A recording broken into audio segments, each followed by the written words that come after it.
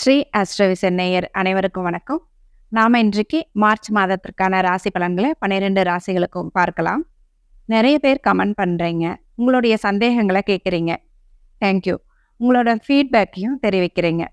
நேயர்கள் வீடியோ பார்க்கும்போது உங்களுக்கு ஏற்படுற சந்தேகங்களை தாராளமாக கமெண்ட்ல கேளுங்க.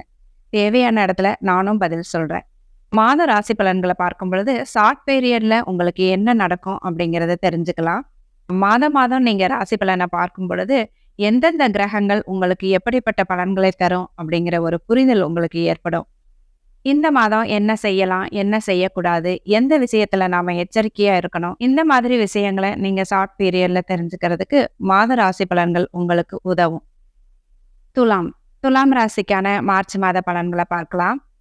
துலாம் ராசிக்கு 12ஆம் இடத்துல கேது அமர்ந்திருக்கிறார். 4ஆம் இடத்துல சுக்கிரனும் செவ்வாயும் அமர்ந்திருக்காங்க. 5ஆம் இடத்துல சூரியன், சனி, புதன் இந்த 3 கிரகங்களும் அமர்ந்திருக்கு. மார்ச் 7ஆம் தேதி 5ஆம் இடத்துக்கு சுக்கிரனும் வரப்போறாங்க. மார்ச் 15ஆம் தேதி செவ்வாயும் 5ஆம் இடத்துக்கு வரப்போறார். 6ஆம் இடத்துல ராகு இருக்கார். 7ஆம் இடத்துல குரு அமர்ந்து உங்களுடைய ராசியை பார்த்துட்டு இருக்கார். உங்களோட ராசி அதிபதி 4ஆம் இடத்துல இருக்காரு. மார்ச் 7ஆம் தேதிக்கு மேல 5ஆம் இடத்துக்கு மாற போறாரு. இந்த மாதம் உங்களோட 5ஆம் இடம், அதாவது அதிர்ஷ்ட ஸ்தானம் தான் ஃபோக்கஸ் ஆயிருக்கு. 5 கிரகங்கள் உங்களோட 5ஆம் இடத்துல அமர போகுது. உங்களுக்கு அதிர்ஷ்ட வாய்ப்புகள் கிடைக்க போகுது. சுக்கிரன் 5ஆம் இடத்துல சனியோட சேர்றதுனால மனசுல பல குழப்பங்கள் இருக்கும். ஆனாலும் அதிர்ஷ்டங்களும் உங்களுக்கு கிடைக்கும். உடல் நலத்துல கூட சின்ன சின்ன பாதிப்புகளும் மனக்குழப்பங்களும் உங்களுக்கு ஏற்படும். மற்றபடி பெருசா கவலைப்பட எதுவும் இல்லை. சனி உங்களுக்கு யோகர் தான், 5ஆம் அதிபதி தான், அதிர்ஷ்டத்தை கொடுக்கக்கூடியவர் தான். ஆனாலும் சனி தான். சனியோட சேர்ற கிரகங்களை அவர் கெடுக்க தான் செய்வார். ஆனாலும் சனி சுக்கிரனோட சேர்ந்து சுபத்துவம் அடைகிறார். உங்களுக்கு குழந்தைகளால அதிர்ஷ்டத்தையும் மகிழ்ச்சியையும் பெருமைகளையும் உங்களுக்கு கொடுப்பார். உங்களுடைய குழந்தைகளால நீங்கள் மகிழ்ச்சி அடைவீங்க. உங்களுடைய குழந்தைகள் நன்றாக இருப்பாங்க. உங்களுடைய குழந்தைகள் நல்லா படிப்பாங்க. உங்களுடைய குழந்தைகள் உங்களுடைய சொல் பேச்சு கேட்டு நடந்துக்குவாங்க. புதிதாக திருமணமானவர்களுக்கு குழந்தை பாக்கியமும் கிடைக்கும். உங்களுடைய குழந்தைகளுக்கு நல்ல கல்லூரியில் இடம் கிடைக்கும், நல்ல வேலை கிடைக்கும். பெரிய பிள்ளைகளா இருந்தா அவங்களுக்கு திருமணம் செஞ்சு நீங்க மகிழ்ச்சி அடைவீங்க. இந்த மாதிரி குழந்தைகளால உங்களுக்கு நன்மைகள் ஏற்படும். உங்களுக்கு எதிர்பாராத இடத்துல இருந்து பண வரவுக்கும் இந்த மாதம் வாய்ப்புகள் இருக்கு. உங்களுடைய 2ஆம் அதிபதி செவ்வாய் 4ஆம் இடத்துல உச்சமா இருக்கிறது ஒரு நல்ல அமைப்பு. இந்த மாதம் முதல் 15 நாட்களுக்கு நல்ல பணவரவு இருக்கும். தொழில் வேலை அமைப்பு எப்படி இருக்கும்னு பார்க்கலாம். தொழில் ஸ்தானத்தை சுக்கிரனும் செவ்வாயும் சேர்ந்து பார்க்குறாங்க.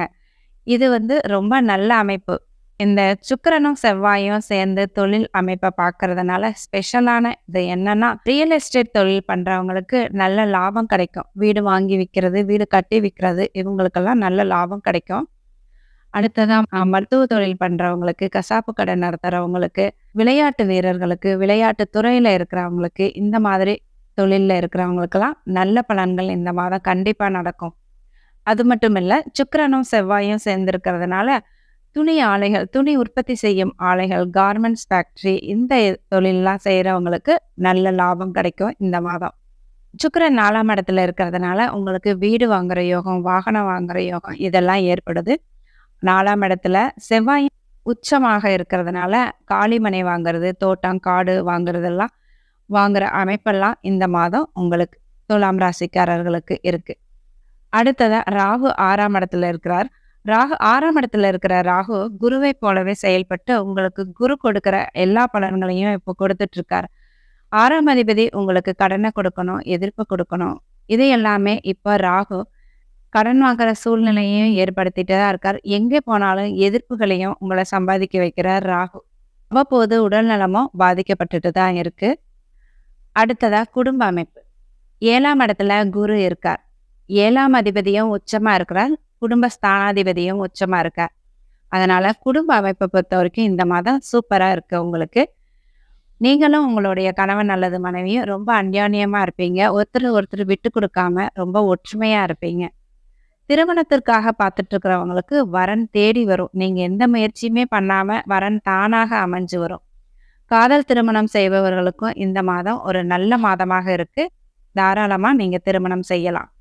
அடுத்ததா மாணவர்களுக்கு இந்த மாதம் ரொம்ப நல்ல மாதமா இருக்கு. 4ஆம் அதிபதி சனி இந்த மாதம் சுபத்துவம் அடைகிறார். இன்ஜினியரிங் படிக்கிற மாணவர்கள், மருத்துவம் படிக்கிற மாணவர்களுக்கு இந்த மாதம் ரொம்ப அற்புதமா இருக்கு. நீங்க இந்த படிப்புல ரொம்ப ஆர்வமா படிப்பீங்க, இன்ட்ரெஸ்ட்டா படிப்பீங்க.